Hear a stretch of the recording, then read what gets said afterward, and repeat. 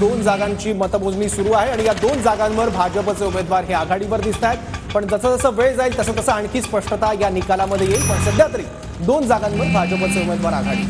आतापर्यंत exit पोलमध्ये 6 exit पोलमध्ये Bhajap सत्ता स्थापन करणार असा अंदाज आहे, तर फक्त एका एक्झिट पोलमध्ये आपची सत्ता पुन्हा येईल असा अंदाज वर्तवण्यात आला होता। तर हे आता अंदाज बदलणार का? भाजप 2 आणि आप 2, भाजप आणि आप मध्ये काटेकी टक्कर। भाजप 2 जागांवर आघाडीवर तर आप देखील 2 जागांवर आघाडीवर आहे। आकडे सातत्याने बदलत आहेत। भाजप 2 जागांवर आघाडीवर तर आप आता 3 जागांवर आघाडीवर। आता ही निवडणूक कुठल्याच पक्षाला फारशी सोपी नाहीये असं दिल्लीतलं राजकीय वातावरण पाहून वाटतंय आणि सध्या तरी भाजप 2 आणि आप 3 जागांवर पुढे आहे। त्यामुळे आपला सध्या तरी भाजपपेक्षा 1 जागा अधिक मिळताना दिसतंय। 3 जागांवर भाजप नक्कीच आणि आपण बोलत नाही तोपर्यंतच भाजप 3 जागांवर आघाडीवर आणि आप 3 जागांवर आघाडीवर आहे। भाजप आणि आप मध्ये काटेकी टक्कर या ठिकाणी पाहायला मिळते। त्यामुळे 3-3 म्हणजे जवळपास मॅच सध्या तरी टाय होताना दिसते।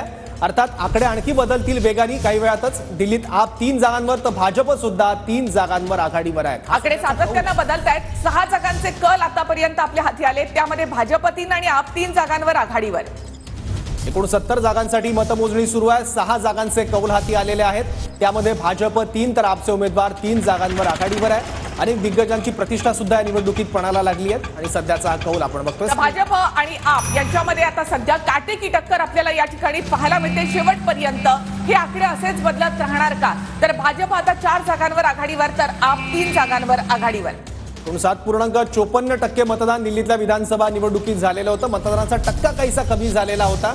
आता हा कमी झालेला टक्का नेमका कोणाच्या पथ्यावर पडतो आणि कोणाला यामुळे नुकसान होतं ते बघावं लागेल। दिल्लीत भाजप 4 जागांवर आता आघाडीवर गेलेली आहे। आपपेक्षा एका जागेहून अधिक आघाडी भाजप उमेदवारांनी घेतली। पुढच्या अर्ध्या तासामध्ये दिल्लीमधलं चित्र स्पष्ट होणार आहे। भाजप की आप या ठिकाणी सत्ता स्थापन करणार ते पुढच्या अर्ध्या तासामध्ये आपल्या समोर येणार आहे। भाजप 4 जागांवर आघाडीवर तर आप 3 जागांवर आघाडीवर। 7 जागांचे कौल हाती येताना दिसत आहेत। मालवीय नगरमधून आप पुढे आहे तर पटपडगंजमधून भाजप उमेदवार पुढे दिसत आहेत। तर भाजप 4 जागांवर आणि आप 3 जागांवर आघाडीवर आहे। भाजप आणि आपमध्ये सध्या काटेकी टक्कर आपल्याला या ठिकाणी पाहायला मिळते। आकडे सातत्याने बदलत आहेत। पुढच्या अर्ध्या तासामध्ये दिल्लीमधलं चित्र स्पष्ट होणार आहे। हे कल आहेत, मात्र कलांमध्ये कोणता पक्ष पुढे यावरून पुढची दिशा ठरत असते। तर भाजप 4 आणि आप 3 जागांवर आघाडीवर। तर एकूण 7 जागांचे कौल हाती येत आहेत। देवलीमधून आपचा उमेदवार पुढे आहे। भाजपचे एकूण 4 उमेदवार सध्या आघाडीवर आहेत, आपचे 3। काँग्रेस मात्र यात कुठेही नाहीये। देवलीमधून आपचा उमेदवार पुढे आहे।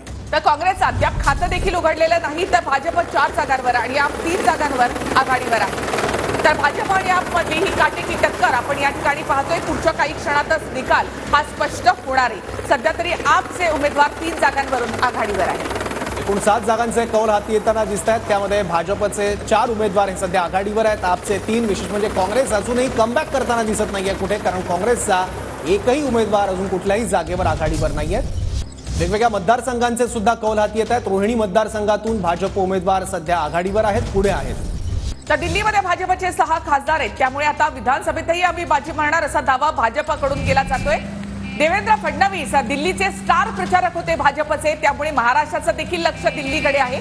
भाजप आता 7 जागांवर आघाडीवर तर आप 6 जागांवर आघाडीवर। एकूण 13 जागांचे कौल हाती येत आहेत, त्यामध्ये भाजप हा सर्वात मोठा पक्ष बनताना सध्या तरी दिसतोय। 7 जागांसह 7 जागांवर भाजपचे उमेदवार आघाडीवर आहेत तर 6 जागांवर आपचे उमेदवार।